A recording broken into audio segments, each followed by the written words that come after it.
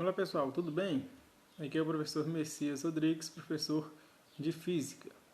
Na aula de hoje, vamos falar sobre reflexão luminosa em espelhos planos. A maioria dos corpos reflete difusamente a luz que incide sobre eles. No nosso cotidiano, a luz que enxergamos dos objetos vem da reflexão da luz incidente sobre eles, que é refletida de maneira difusa em todas as direções. Por isso, vemos os objetos. Então, a gente consegue enxergar os objetos porque esses objetos, a maioria deles, reflete a luz que incide sobre eles, reflete a luz que em todas as direções.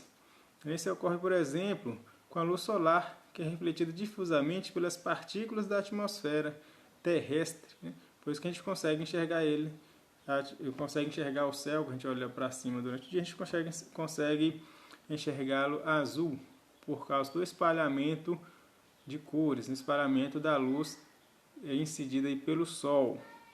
Já nos planetas que não têm atmosfera, ou nos corpos celestes, aí, por exemplo, na Lua, que não tem atmosfera, o céu, mesmo durante o dia, é visto da cor negra. Então, por exemplo, se a Terra não tivesse atmosfera, a gente não enxergaria azul, enxergaria escuro, a cor negra mesmo, durante o dia.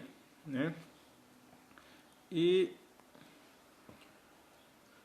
o fenômeno da reflexão é descrito por duas leis, as leis da reflexão, que são elas.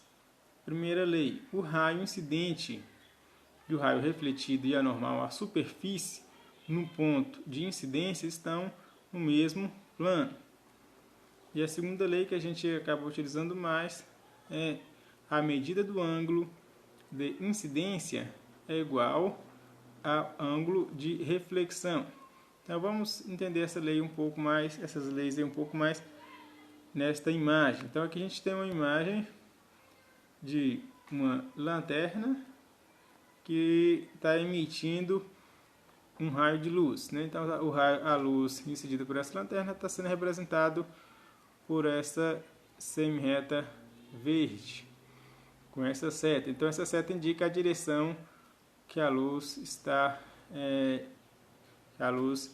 se dirigindo aí. Então essa é a luz, esse raio de luz a gente chama de raio incidente, enquanto esse em vermelho, que é o reflexo, a gente chama de raio refletido, porque o reflexo está sendo refletido através desse espelho que está abaixo, essa linha horizontal, essa linha horizontal está representando o espelho. Então a luz incide no espelho e ocorre uma reflexão.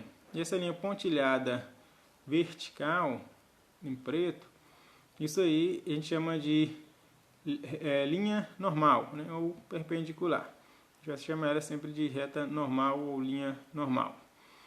E aí a gente tem os ângulos. O ângulo, esse em verde, o ângulo de incidência, o ângulo I.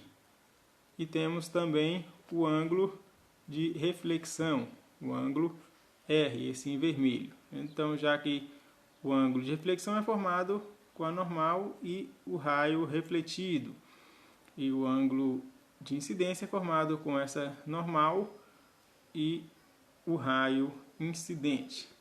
Então, a primeira lei fala que o raio incidente, o raio refletido e a normal à superfície, no ponto de incidência, estão no mesmo plano. Então, naquele ponto de incidência, onde foi traçado essa reta normal, a gente tem essa reta normal, tem o raio refletido e raio de incidência. Então, esses raios estão todos no mesmo plano.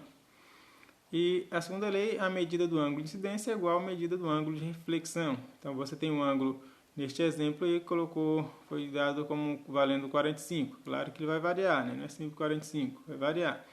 Mas nesse caso, se o ângulo de incidência mede 45 graus, o ângulo de reflexão também medirá 45 graus.